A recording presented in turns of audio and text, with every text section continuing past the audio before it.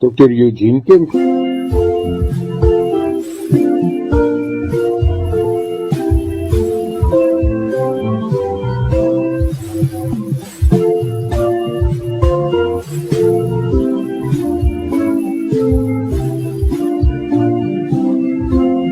Dr. Eugene Kemp, ons shrink. Ek is oortuig daarvan dat die meeste van die luisteraars vir Cindy die Bobbejaan ken, Ruben in Namibië. Ek het dit eerste met Cindy te doen gekry, of kan 'n mens sê ontmoet, nou nie fisies nie, maar op 'n televisieprogram, ek dink was op Kyknet, waar hulle besoek afgelê het by Ruben hulle in Namibië op die plaas, waar daar heelwat diere aangeneem word. En Cindy is 'n weesbobbejaan wat in 1994 deur Ruben se ma dan nou aangeneem en groot gemaak is. Sy's gevind alleen sonder die ma 10 deur luiperds of ander wilde diere gevang.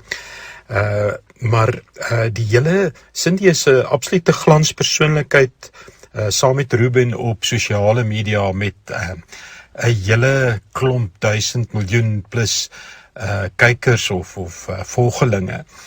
En baie gereeld word daar iets geplaas rondom wat gebeur met Cindy en van die ander diere op die plaas, en dit is geweldig gewild. Maar Ruben vertel hoe stout Cindy was. Hulle het eintlik saam groot geword.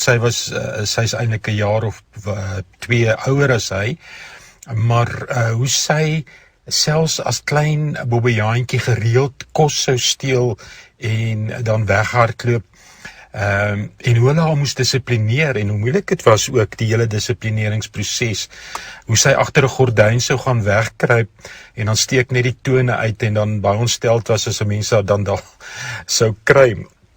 Maar ook haar eetgewoontes, en daar's baie van die dit wat dan geplaas word, wat eintlik maar gaan oor waar Cindy kos kry en gevoed word.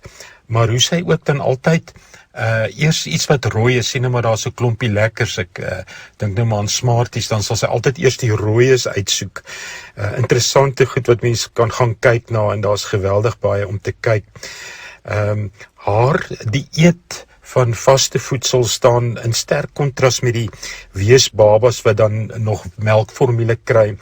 En jy kan nou seker onmiddellik aflei waarheen my gedagtes toe gegaan het toe ek na alles kyk, en ek dink aan Paulus wat praat met wat die Korintiërs aanspreek en sê, ek wou al meer as net melk vir julle gee, maar julle is nog geestelik babas. En dan verwys hy spesifiek na hoe hulle onderling striwelinge het en faksies het wat hulle vorm, die volg vir Paulus, die volg vir Apollos, en so gaan hy aan.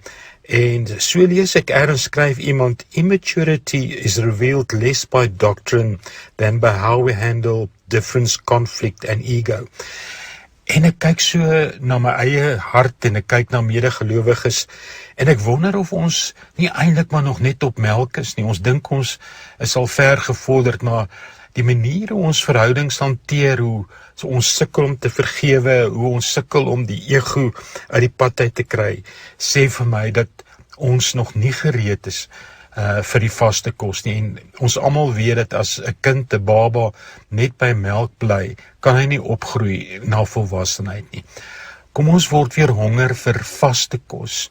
Kom ons kyk na ons dieet, en in diep afhanklikheid laat ons toe dat die Here deur sy gees ons met vaste kos, vaste voedsel voed, sodat ons kan opgroei om meer en meer Christus gelykvormig te wees. Jy kan die gedeelte gaan lees op my Facebook bladsy, Eugene Kemp / Shrink.